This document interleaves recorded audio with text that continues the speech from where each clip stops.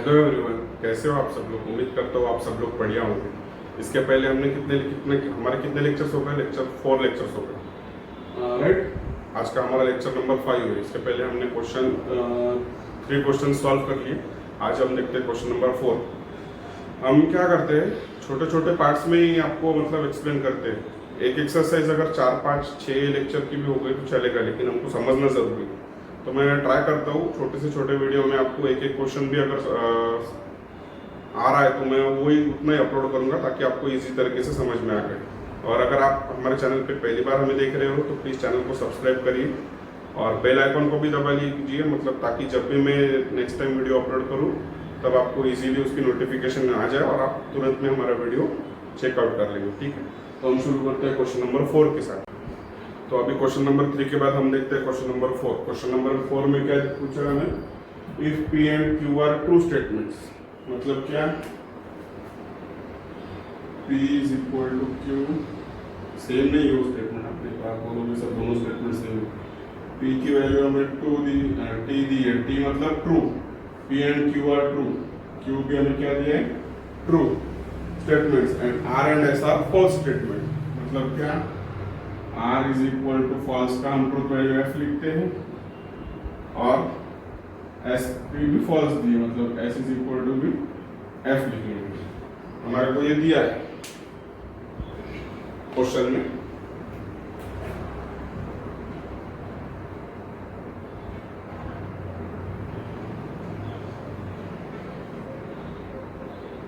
ठीक है, इसके भरोसे पे अभी हमें ये क्वेश्चंस करने हैं सॉल्व।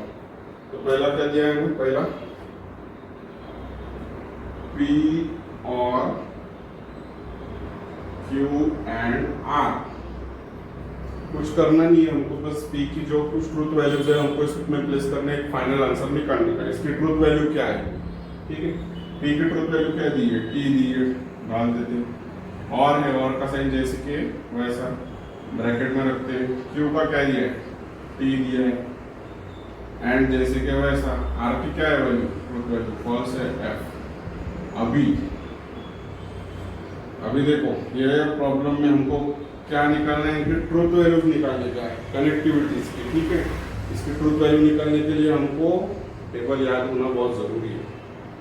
अगर वो टेबल हमको याद नहीं रहेगा, T एंड F को का क्या वैल्यू आएगा, ट्रूथ वैल्यू आएगा, ये अगर हमें पता नहीं होगा तो इसके आगे हम क्या सॉल्व करेंगे। ये तो पहला वाला बहुत सिंपल है एकदम, सिर्फ कुछ नहीं है, और एंड इज सिस्टम। लास्ट वाले स्टेटमेंट देखो क्या क्या है।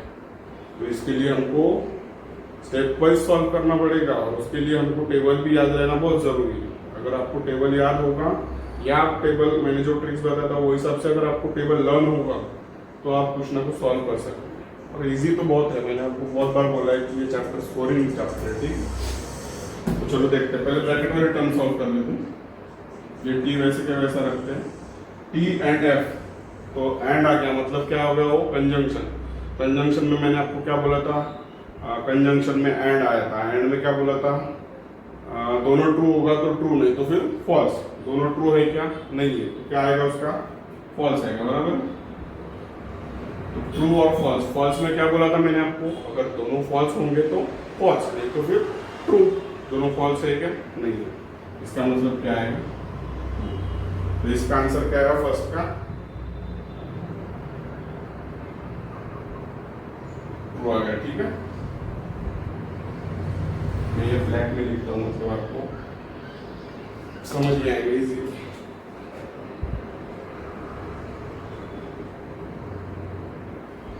ठीक है, पहला समझ में आएगा मैंने कैसे सॉल्व किया, बहुत इजी है। क्वेश्चन में हमको दिया है P and Q are true, तो उसकी ट्रूथ वैल्यूज क्या लिखेंगे, P की T, Q की T, and R and S are false statement. मतलब R की ट्रूथ वैल्यू F, S की ट्रूथ वैल्यू F। तो हमको क्वेश्चन दिया है उसमें P और Q एंड R का ट्रूथ वैल्यू पूछा है according to this given statements. ठीक है, तो हमको क्या कुछ नहीं करना है, हमको जो टेबल हमने लर्न किया उसमें से हमको सॉल्व करने का है। तो हमको क्या मिला, T मिला। T मतलब क्या, ट्रू। चलो दूसरा देखते हैं। दूसरा क्या है, P implication Q और आर इम्प्लीकेशन एस। पी की वैल्यू क्या है? टी है, टी लिख लेते हैं। इम्प्लीकेशन जैसे कि वैसा। क्यू की वैल्यू क्या है? क्यू की वैल्यू क्या है? टी है, टी लिख लेंगे। और जैसे कि वैसा। आर की वैल्यू क्या है? एफ है, एफ लिख लेंगे। एस की वैल्यू क्या है? एफ। ये इम्प्लीकेशन जैसे कि वैसा। एस की वैल्यू एफ। चलो तो दोनों पहले ब्रैकेट वाले सम सॉल्व करते हैं, उसके बाद में हम उसका और निकालते हैं। तो अभी इम्प्लीकेशन में आप बताओ मेरे को, मैंने क्या बोला था? इम्प्लीकेशन मतलब कंडीशनल, और कंडीशनल के लिए हमने कैसे सॉल्व करने का था? ट्रूथ टेबल याद करो कंडीशनल का। पहला ट्रू होगा, दूसरा फॉल्स होगा तो फॉल्स आएगा, बाकी सब ट्रू। पहला तो ट्रू है सर, दूसरा ट्रू फॉल्स है क्या? नहीं है, ट्रू है। तो मैंने क्या बोला? अगर पहला ट्रू दूसरा फॉल्स रहेगा तो फॉल्स, नहीं तो ट्रू। तो फिर क्या लिखेंगे हम इसका ट्रूथ वैल्यू? ई, बराबर। ये और जैसे कि वैसा। फॉल्स इम्प्लीकेशन फॉल्स, सेम ही जो जैसा मैंने बोला, अगर पहला ट्रू होगा दूसरा फॉल्स होगा तो ही फॉल्स, नहीं तो फिर इसका भी आंसर क्या आएगा? ट्रू आएगा। अब ये और का तो हमको पता ही है, दोनों फॉल्स होंगे तो फॉल्स, नहीं तो बाकी सब ट्रू। दोनों ट्रू है और में, तो क्या लिखेंगे हम इसकी ट्रूथ वैल्यू? टी। समझ में आएगा कि मैं क्या बोल रहा हूँ आपको? कैसा निकाला है टी? टी और टी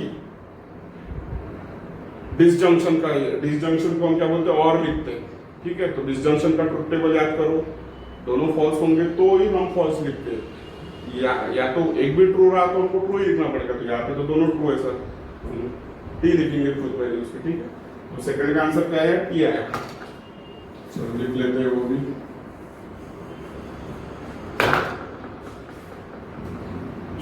इसका आंसर मिला हमें टी, ठीक है। अभी थर्ड वाला देखते हैं। थर्ड वाला क्या है? Q.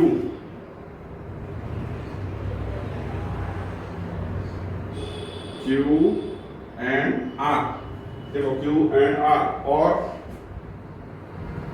Negation of P and S. Negation of P and S, इसको सॉल्व करना है तो चलो करते हैं, बहुत इजी है। क्यू की ट्रूथ वैल्यू हमारे पास क्या है? टी है, डाल देंगे। पहले ब्रैकेट ब्रैकेट से करते हैं। क्यू का टी एंड जैसे कि वैसा। आर का क्या है? एफ है, एफ लिख लेंगे। और जैसे कि वैसा negation of P. Negation of P मतलब पी का जो कुछ भी ट्रूथ वैल्यू होगा उसका अपोजिट मतलब निगेशन। पी का अगर हमको टी दिया है तो उसका निगेशन क्या आएगा? एफ आएगा। चलो लिख लेते हैं F. Negation of P and S है, तो एंड जैसे कि वैसा एस क्या है? एफ है, बराबर है। चलो अभी ब्रैकेट ब्रैकेट वाले टर्म सॉल्व करते हैं। टी एंड एफ, एंड का मतलब क्या है? कंजंक्शन। कंजंक्शन में क्या है? अगर दोनों ट्रू होंगे तो ट्रू, नहीं तो फिर फॉल्स। तो ये ट्रू और ये फॉल्स है, तो हम इसको क्या लिखेंगे? फॉल्स लिखेंगे, क्योंकि कंजंक्शन में क्या है? दोनों ट्रू चाहिए हमको, तभी ट्रू आएगा, नहीं तो फिर फॉल्स आएगा। सिंपल। ये और जैसे कि वैसा। ये ब्रैकेट वाले टर्म बताओ मेरे को। एफ एंड एफ, एंड मतलब क्या? कंजंक्शन, दोनों ट्रू होंगे तो ट्रू, नहीं तो ये भी क्या आएगा? फॉल्स। तो ये हमने लिख लिया फॉल्स। अभी देखो डिसजंक्शन में, डिसजंक्शन में क्या बोला? अगर दोनों फॉल्स होंगे तो फॉल्स, बाकी सब ट्रू।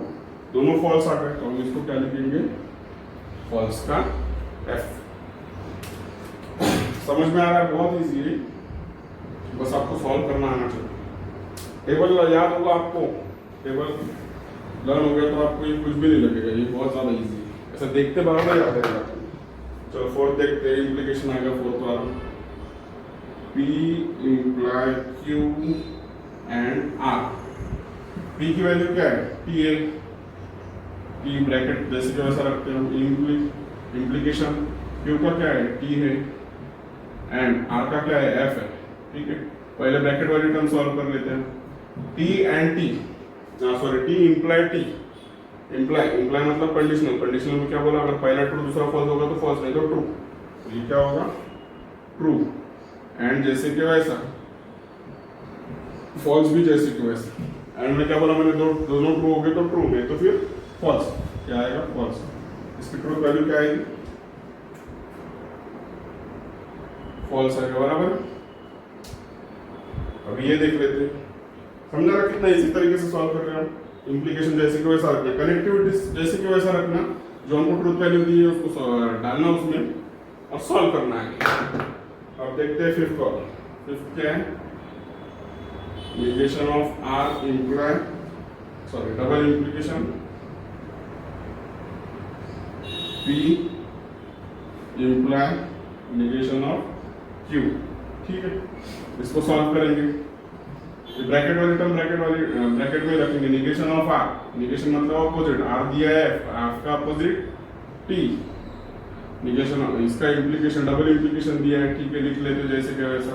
P क्या है हमारे पास? T है, बराबर है, इम्प्लाई है, ये भी ऐसे क्या वैसा। निगेशन ऑफ Q, Q हमारे पास T है, तो हम इसको क्या लिखेंगे? F लिखेंगे, बराबर, क्योंकि निगेशन क्या आता है? हमेशा अपोजिट आता है ना। यदि लिखा हमने निगेशन ऑफ R क्या लिखा हमने? R अगर F है तो निगेशन ऑफ R T लिखा, डबल इम्प्लीकेशन जैसे कि वैसा। P की वैल्यू T दी है तो T जैसे कि वैसा, इम्प्लीकेशन जैसे कि वैसा। Q की वैल्यू T दी है, बट हमको क्या चाहिए? निगेशन ऑफ Q चाहिए, तो हमने F लिख लिया। अब ब्रैकेट वाली टर्म करते हैं। डबल इम्प्लीकेशन मतलब बाय कंडीशनल। बाय कंडीशनल में मैंने क्या बोला? अगर दोनों ट्रू होंगे तो ट्रू, दोनों फॉल्स होंगे तो भी ट्रू। दोनों ट्रू है हमारे पास, तो हमें क्या मिलेगा? इधर 3 मिलेगा। और सिंगल एरर मतलब इम्प्लीकेशन F।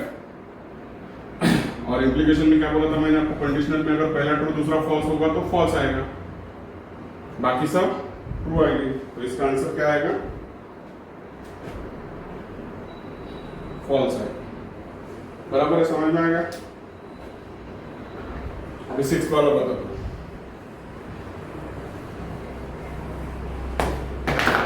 6 वाला देखो क्या है? 6 वाला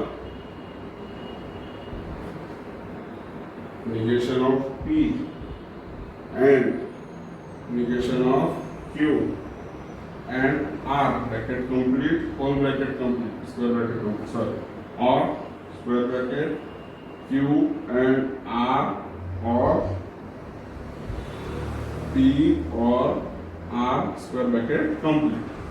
हम इसको कैसे सॉल्व करेंगे? देखो अभी negation of P लिख लेते हैं हम। P क्या है? T है। निगेशन ऑफ P क्या आएगा? F आएगा, बराबर है, ये एंड जैसे कि वैसा। इसको सॉल्व करते हैं ब्रैकेट में। निगेशन ऑफ Q, Q क्या है? T है। निगेशन ऑफ T मतलब F आएगा, ये एंड जैसे कि वैसा। R क्या दिया है? F दिया है, ठीक है। इसको हम स्क्वायर ब्रैकेट में रखते हैं क्योंकि ये सेपरेट किया है और से, ये सेकंड स्क्वायर ब्रैकेट। Q की वैल्यू क्या है? T एंड R की F है, मतलब क्या लिखेंगे? E एंड F, ये और जैसे कि वैसा। P क्या दिया हमारे पास? T दिया है, तो T एंड R की वैल्यू क्या है? F लिख लेते हैं। अभी जी पहले ब्रैकेट टर्म सॉल्व करेंगे। F जैसे कि वैसा रखेंगे, ये एंड जैसे कि वैसा। F एंड F, एंड मतलब कंजंक्शन। कंजंक्शन में क्या आता है? दोनों ट्रू होगा तो ट्रू, बाकी फॉल्स, तो ये तो वैसे ही फॉल्स है, तो हम इसको लिखेंगे फॉल्स। ये और जैसे कि वैसा। T एंड F, एंड में दोनों ट्रू होंगे तो ट्रू, नहीं तो फॉल्स, तो फॉल्स। ये और जैसे कि वैसा। T एंड F मतलब false. Q R P R, ठीक है, तो कोई बात नहीं। एंड में क्या बोला? दोनों ट्रू होगा तो ट्रू, नहीं तो फॉल्स। अब ये स्क्वायर ब्रैकेट ओपन कर रहे हैं तो फिर ये इसको साथ में लिख देंगे, ये और जैसे कि वैसा। F और F मतलब और में क्या बोला है मैंने? डिसजंक्शन में दोनों फॉल्स होंगे तो फॉल्स, नहीं तो फिर ट्रू। और दोनों फॉल्स है तो क्या लिख सकते हैं हम? और है इसमें बीच में, मतलब डिसजंक्शन है तो दोनों फॉल्स होंगे तो फॉल्स, बाकी सब ट्रू। इसका आंसर क्या आएगा? 6 का फॉल्स। समझ में आएगा? बहुत इजी है ये। आपको लग रहा होगा कि बहुत ज्यादा लेंदी है, कुछ भी नहीं है। आपको अगर ट्रूथ टेबल्स अगर याद हो गए इजीली, वो आपको मैंने बताया ट्रिक से, अगर आपको याद ही करना पड़ेगा वो। चलो इसका आंसर क्या हमको मिला? F मिला, राइट, F। अभी लास्ट वाला देखो। एक काम करो, आप लास्ट वाला क्या करो? होमवर्क करो। अगर नहीं आया तो मुझे पूछो, मुझे कमेंट्स में बताओ। मैं अगर आपको आता है तो मुझे उसका आंसर बताओ क्या आया। अगर नहीं आता है, कहीं पे आप अटक रहे हो, तो मुझे बताइए। मैं नेक्स्ट वीडियो में आपको, एक वाले वीडियो में आपको एक्सप्लेन कर दूंगा। ये क्वेश्चन आप होमवर्क में लिख लो, ठीक है। इसके बाद में हम देखते हैं क्वेश्चन नंबर 5। अभी क्वेश्चन नंबर 4 हो गया, अभी हम देखते हैं क्वेश्चन नंबर 5।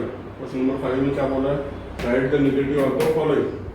नेगेटिव मतलब क्या, जो सेंटेंस दिया है वो अगर पॉजिटिव होगा तो उसको नेगेटिव करना है, नेगेटिव होगा तो पॉजिटिव। नेगेटिव मतलब क्या, नॉट।